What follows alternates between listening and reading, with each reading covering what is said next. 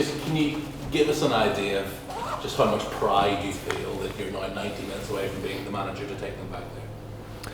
Yeah, I said it after we won the game at Peterborough on the second leg. I think I'm extremely proud as a, sort of like to think, a young head coach. Even though I was 14, like you said, the last time this club would have tried to get in, or did get into this level of football.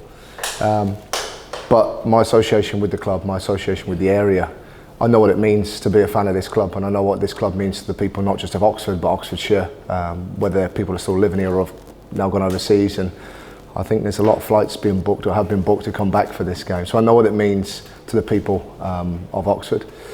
And to be able to now lead this team out, bear in mind it's my hometown club, it is a very proud moment for me and for the family, but for everyone, I'm sure, that will be at the game, and even those that can't. Can you just give us some of your memories of watching Oxford as a kid when they were back at, as it was, Division 1 level? Yeah, my first game was 1990 up at the old Manor Ground, and we had the pleasure of watching players like Paul Moody, Matt Elliott, Joey Beecham, to name a few, who at the time, you fall in love with not just your club, but that's what got me interested in football. It's those types of players that was the Oxford United that we see, the exciting Oxford United, and one that is one that certainly I spoke about the atmosphere at the stadium in our last home game. That's the atmosphere of the Oxford United that I know and I knew growing up, and that's something that I see that's starting to come back now.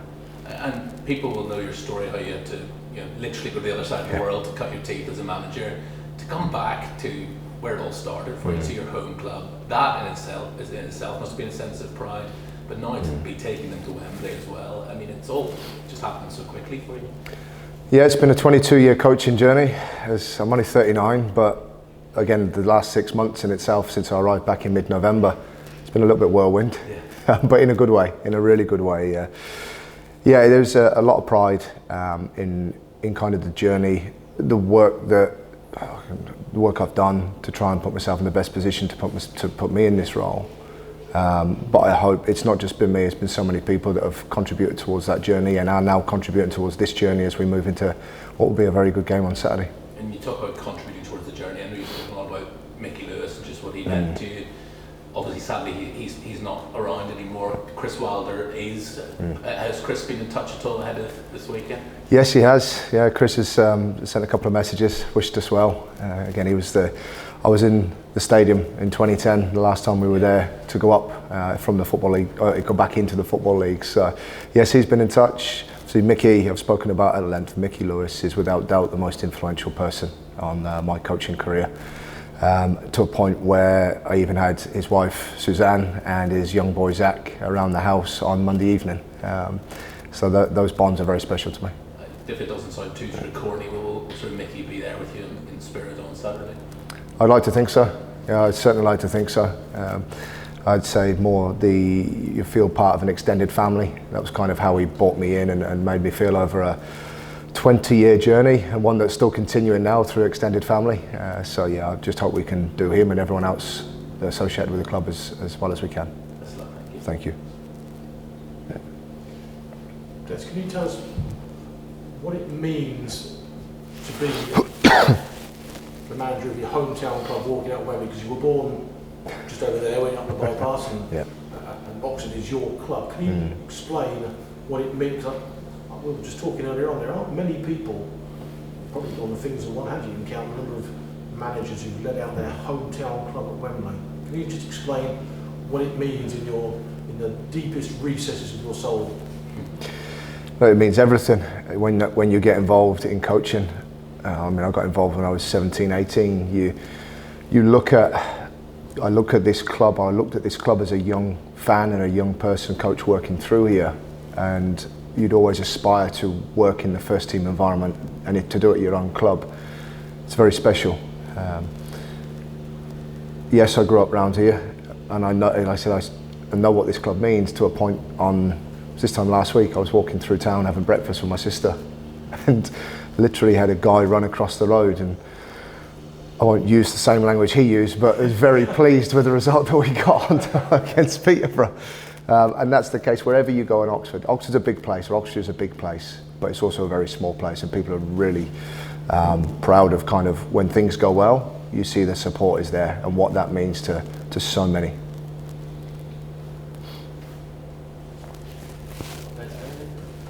Okay, Matt. Okay. You go ahead. Hi, Des. Hey. Elliot's just been in, as you know. He was talking about how the last meeting with Bolton was such a turning point. It could have looked like the last stand really for the promotion hopes, but since then I think it's 1 defeat in 10, quite a few clean sheets and 20 odd goals. What was the catalyst there? What made it all come right after what seemed a bad result? Yeah, I think there's probably 3 or 4 things that came together at the right time. I say the right time, the wrong time is for the result, but the right time for us. And I think when you come in November, you don't have a pre-season. You come in by yourself. You're trying to implement your ideas and change the way the team is set up and change the way the team play, whilst also keeping the good stuff that has been. And that transition period, I kind of went on for a couple of months. We had new staff join, so John Moore, the analyst, and Luke Taylor, head of performance, they've come in, the 2 staff that I brought in, who I've worked with before. They know what we want to do, and it's allowed us to really get those messages across to the players, maybe a bit quicker as well. And then it's the ability to change. We changed after Bolton. We did. We had to. And yeah, I think it's 3 or 4 things that have come together. You said, I think, would you say 1 loss in 10? 1 in 9, yeah. So it's the results have been really good, but the thing that's got me is the performances on the back of those results. So it's something that we've got a lot more work we need to do and want to do, but I'm pleased with the way we've set up. I'm pleased with the way that we've now adapted, and I'm really pleased with how we stuck together through that whole period. As you say, you're sort of an overnight success after 25 years. When you came into the club, obviously it wasn't chaos at all, but there would have been some sort of confusion at a mid-season change of manager. So where are we? About 7 months in. But as you've gone through the season, you've faced some quite experienced managers. You know, we were talking about Darren before the playoffs set. But this can't just be beginner's luck, can it? I'd like to think not. No, I'd like to think not. Look, even in India, obviously coming from India, we had people like Simon Grayson, who was out there, you're coaching against him. A.D. Boothroyd was out there. So you continually getting challenged, you know, and as a young coach, which I'd still like to think I am at 39, despite coaching for 22 years, I've gone away and I've tried to learn as much as I can and gain some wonderful experiences that have allowed me to hopefully contribute towards these types of moments. And I've been challenged all the way through that, whether it's been, you know, I'm a young guy that doesn't, you know, I've worked often with players that are older than me and have got more experience than me, and the same way I work with staff as well. But you come into leagues sometimes and it's where you haven't got experience of leagues. But the one thing I'd like to think that I've become good at with the environments I've worked in is utilising the skill set of the people around us. It's not about me, it's not about the head coach, it's about where we want to go, and it's about making sure that you utilise the skill set of the people around you, players, staff and others, to try and take things far further than one person ever could. I think it's quite a change to come in from India, where you got quite a send-off, by the way. You know, with respect to India, you know, it's not the main sport, isn't the main sport there isn't football. When you come here, it's like a lot of places, Oxford in a way, it's like a goldfish bowl. Yep. In terms of the local club, the attention is much greater, isn't it? It is, but I knew that. I left here when I was 29. I'd worked here for 10 years. I'd had good exposure with the first team with Chris Wilder. But it was the same in New Zealand. You know, rugby is the #1 sport where I worked. Australia, it's NFL. India's cricket. But the football numbers and the passion of football there is huge. And when you come back here, those experiences, I'd like to think, rounded me, not just as a coach, but as a person, and have allowed me to come back here and hopefully get us to where we are and take us a little bit further. And the last one, we were asked to turn up late today because we didn't want to see anyone training. You're not fearing spies around, are you? Spygate? No, we're not. No, I think what we've tried to do is keep this week as normal as possible. And of course, we know the attention is on the game. But when we're training, we've tried to really keep the consistency in the work that we've done over the last couple of weeks, especially. And we just felt that if we had cameras and people milling around the training ground, players may just change their behaviours a little bit. So we thank you for being patient with that and arriving a little bit later. But if you could stay away for tomorrow, that would be great. I'll see you Saturday. Yeah, see you Saturday. Yeah. Thanks. Going back to India, you AD was in charge of Jamshedpur. I've covered a one-day international in Jamshedpur, and it was 48 degrees centigrade. Was it just about as warm when you played there as well? Because I don't think the temperature changes very much in that part of it. No, it's exactly that. It's not just the heat, it's the humidity. We had to train at 6 in the evening because you'd have to wait for the sun to go down, and then you'd have water breaks pretty much every game because, yeah, the heat is substantial. It's a real challenge.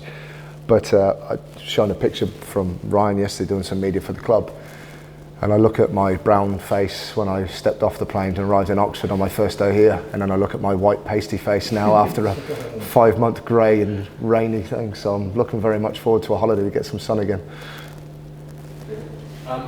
How difficult is it coming into a team like in the way that you did that's actually doing well? Because obviously most managerial changes take place when a team's not doing well. So how difficult is it coming in when they're already playing well, playing a good style of football for you? I've done it in Mumbai. When I took over in Mumbai, they'd won the double the year before. So you're following on success, which in football management is pretty rare because you often find yourself as a head coach taking over when things haven't necessarily gone the way people wanted. But those experiences, not just in India, but of other environments as well, it was trying to work out what was working well before I got here. And like I said, it's not about me coming in and smashing everything down and starting again. It's me, you drop your ego, you work with the people that have been part of that success. And I was fortunate there was a lot of staff that didn't go with Liam that were part of that. And they were incredibly important at that time for me to get an idea as to how things worked.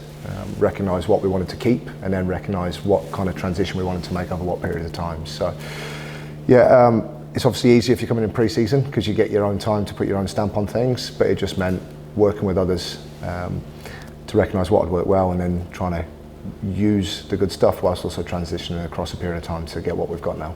And do you think, being from Oxford, knowing the club well, do you think that's brought the fans closer to the team because they identify with you as one of them, really? I hope so. If I've seen anything in anyone that's been at any of our games in the last 4 or 5 weeks, that's the Oxford United that I grew up knowing. The atmosphere and the environment inside our stadium.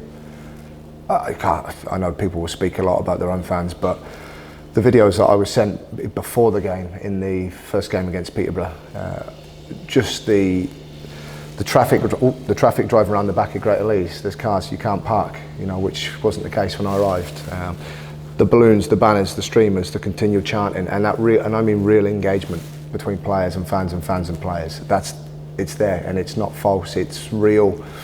And anyone, like I said, that's been in that stadium or been at the away game at Peterborough, you feel that. You don't just see it, you feel it. Cheers. Thanks. One last one, I was going to ask about the Wembley experience because obviously '86 you wouldn't have made that. 2010, when it came to 2020, obviously there were no spectators. Where were you at that time? Were you abroad?